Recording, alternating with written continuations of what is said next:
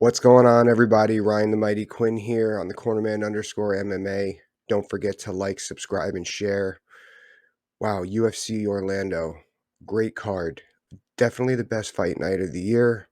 Uh, Blew a lot of fights out of the water. I was thinking the only two fights better this year that I can think of as far as quality of was maybe maybe UFC 281, UFC 273. Now, I don't even know it's that because those fights had a lot of star power that camouflages the quote unquote good fight. This fight, it had names, but not the big names, but everybody brought it. Most everybody brought it. Um, Orlando has a certain energy about it when the UFC goes there. They always do great cards. First of all, Florida as a whole, for those of you who don't know, I mean, I'm sure some of you know, but you didn't really put it together. There's a lot of mixed martial arts gyms, big super camps with American Top Team in Sanford. I forgot what they're called now. MMA Masters, even in Miami, and then up north, you got a bunch too. You have uh, who is it up there? Oh, Gracie Tampa is still producing some fighters or working with their jiu-jitsu program. There's a ton of big schools, ton of big mixed martial arts academies up and down Florida. So the Florida MMA fan base is pretty big. They'll travel up and down the state to go to cards. I did not go last night. I'm in South Florida. Kind of regret it, but anyway, they really bring it. They do slightly better than Orlando. When I was at the fight card in Orlando, I felt that. Um, I mean, not Orlando. I'm sorry, in Tampa Bay. When they went, I felt Orlando does a little bit better than Tampa Bay did. I wasn't feeling it when I was in Tampa Bay as much, but anyway, there's so much to break down here. There was so much fantastic technique that I've seen from fighters up and down. The Stuart Scott speech had me in tears. I used to love watching that guy. That guy was the man. All the cancer awareness stuff was just really, really sad, and really, well, making us aware. I guess it's just cancer sucks. But all right, let's break down the card. So, uh, first one that jumps off the card to me is the uh, Jonathan Pearce Darren Elkins fight. Now that fight, Darren did what he do. Um, I guess some people were kind of knocking Pierce for not being able to finish Darren, but that's what Darren does. He stays in these fights, uh, 38 or not. And the announcers, whenever Darren fights, uh, they bring up the blood. He always bleeds. Whenever there's ever blood, they bring it up. Now, we got to remember that they were wondering if that was going to be scored later. It wasn't. Blood doesn't get scored in later rounds. Remember that when blood happens, it happens when a cut is damaged, and that's when it's scored. The fact that you keep bleeding going forward is not irrelevant, non-factor. It's just as John McCarthy put it when we spoke on this channel. You can go back and look. Blood is nothing but colored sweat when it comes to scoring. But I thought Jonathan Pierce did good. Darren, stayed in fights, getting a little older, a lot of wear and tear on that body, so I'm sure he's got a few more in him though. Then we're gonna go back down a little bit more. Oh, actually, you know, this fight is the one that I really wanted to talk about the most. I usually do these. I usually break down one specific fight and what we've seen, but this fight card just had so much to it that I was doing so many other fights in justice that I wanted to talk about, that I was tweeting about. But the fight that stuck out to me the most, that was my favorite to watch as far as action and game planning, was Michael Johnson versus Marc Diakiese. And I always give John Anik props for pronouncing names correctly. Diakiese's one of them. We called him Marc Diakiese at American Top Team forever. But now, uh, so why was this fight so good to break down for me? Uh, round one, uh, Mark did what he do. He go in there, mixing it up with the crazy angles, the flying knee to start, flying kick to start. I forgot what it was now. Just scoring with random things. He tried the wrestling. We're going to get back to that in a little bit. But I did notice, too, that Michael Chandler, his game plan was great and disciplined. He plan was to finish exchanges, plain and simple.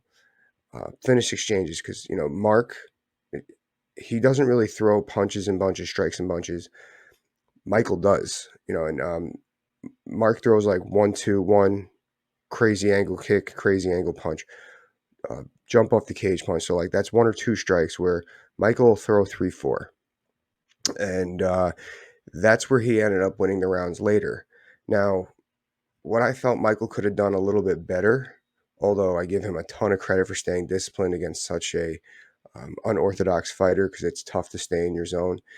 I felt Michael could have feinted a little bit more, because we remember he's trying to score. He's trying to score off of Mark's uh, striking. He's trying to be counteroffensive.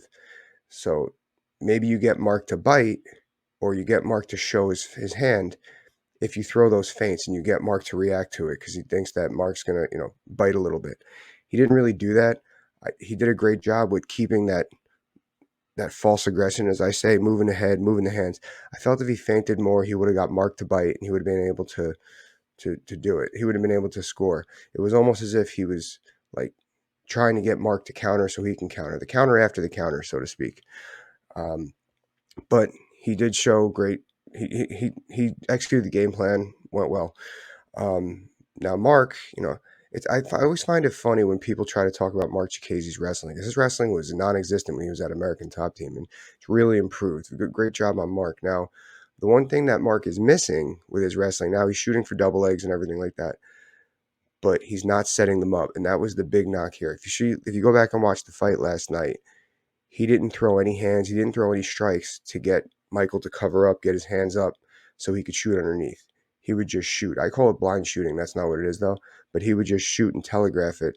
And that's where Michael got his. Well, actually, Michael got taken down in the first round, if I remember correctly. But that's where Michael got his takedown defense from, is because he saw everything coming. Mark wasn't setting up any takedowns.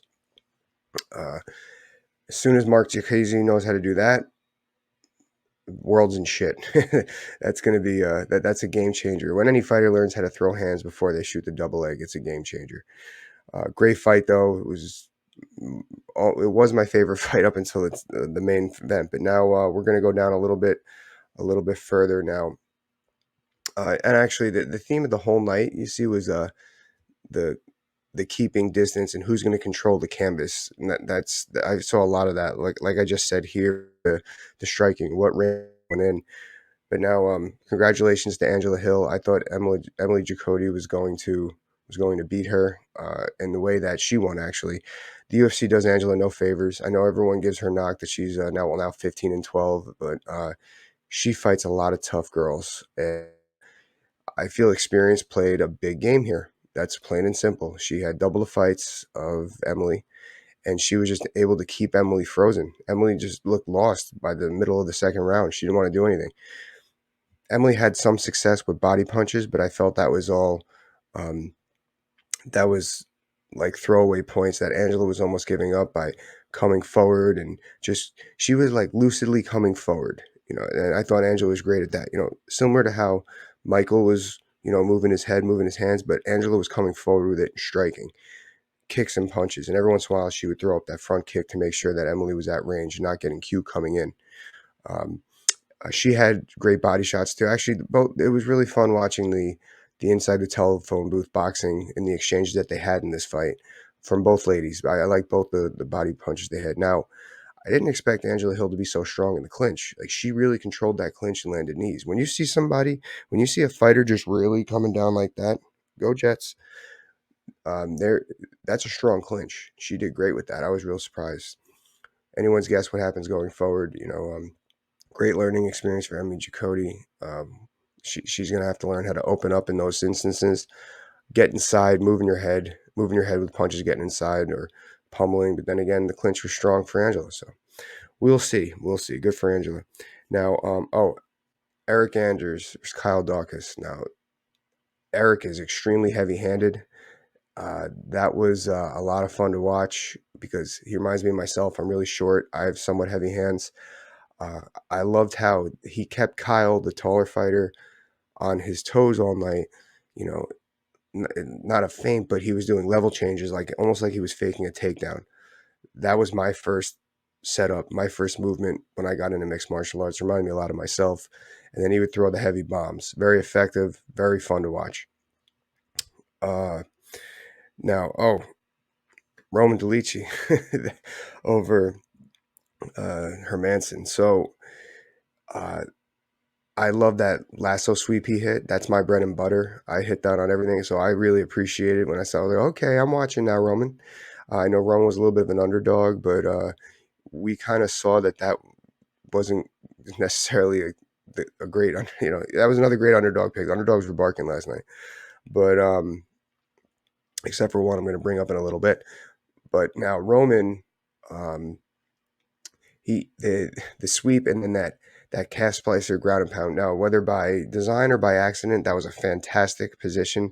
The way he got him in control. Once you get those hips pinned to the ground and you have your time with the ground and pound, that was a great move. Loved it. I'm sure I know everyone else did. It's almost like what am I going to do? I just got to give up this knockout. Uh, what we got next? Oh, Sergey Popovich. He's the real deal. I thought that Tai was going to win that fight. I thought that Tai was the underdog to go with. Sergey was he Sergey, just the way he came forward, and like I'm starting to wonder if Tai Tuivasa is getting figured out by, he's dangerous when he's in danger. He's against the fence. He rolls the head. He throws the punches.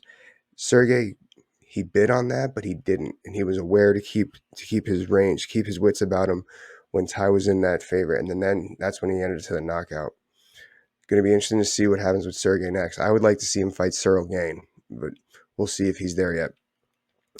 Rafael Dos Anjos, he did what he does. Went in there. I felt he was going to just wrestle down Brian Barberina, but he did that. He looked so fast too. He was so fast, and he just the way he controlled him and led to that submission was insane. Broke 8 hours in cage time. Crazy, crazy. Rafael Dos Anjos still got some more left in him. It's going to be interesting to see where he goes. So now let's get to the main event. The main event went pretty much how I thought it was going to go, with two exceptions. I didn't think that Kevin Holland was going to be so dominant early on, and I didn't think that Stephen Thompson was going to be able to get the finish. Now, what happened in this fight? It did seem like what Kevin Holland did in the first round. He got in range and used some looping strikes, and he was scoring, battered up Stephen. He should have stuck to that. He doesn't really have the wrestling to get Stephen on the fence, to keep him on the run, but he had a little bit of success there. But he should have stuck with that, and he would have kept scoring. Now, was he in shape to do that? It didn't look like it. I know there was some talk about how he handled this fight camp. He only came back out of retirement, or quote unquote retirement, because he wanted a main event at UFC. Now, after that first round, he looked good. And then he started to wane, even at the end of the first round. And Steven did what I thought Steven was with he was going to keep Kevin at range and land those straight lefts, those body kicks, stuff like that. I did worry about Steven, and actually Kevin scored on him a little bit. When Steven would come forward and blitz, his head would go up in the air. That's a karate mistake that happens a lot, because there's no when you're in a lot of contact karate, there's no punching to the head, so you punch here, and I think that's a hard habit to break when you're coming forward. I think that's where that came from, which Kevin did score on earlier on, but then Steven started to steamroll. That was not a groin shot, clearly. That looked like it was in his belly button. There was, I think, Kevin and went to clinch against the fence. Kevin was just getting tired, looking for breaks. Even when Kevin was just talking more, I felt like he was just tired, trying to make himself feel comfortable. And Steven looks like he's a jolly guy, so he kind of fit into it. But that was a great fight. I thought that Steven should have stayed at range a little bit more. Knockout came, though. He smelled blood in the water when Kevin got tired. I did like Kevin's got fast hands, man. Kevin, he's another one that should probably fight a little bit more like. He kind of is like a Nate Diaz, but if he would just keep his hands moving and whop, bop, bop, he's got a little more zip to his punches though than a Nate Diaz. If he continues fighting, so that was a really fun fight to watch. Anything else I noticed there? No, not really. Oh, I did leave out Clay Guida. Congratulations to the man. I didn't expect Scott Holtzman to wither like that. And that's basically what I got, guys. One of the best cards we've seen in a while. Please like, subscribe, and share. Let me know what you thought of anything I just broke down. Thanks, guys. Have a good one.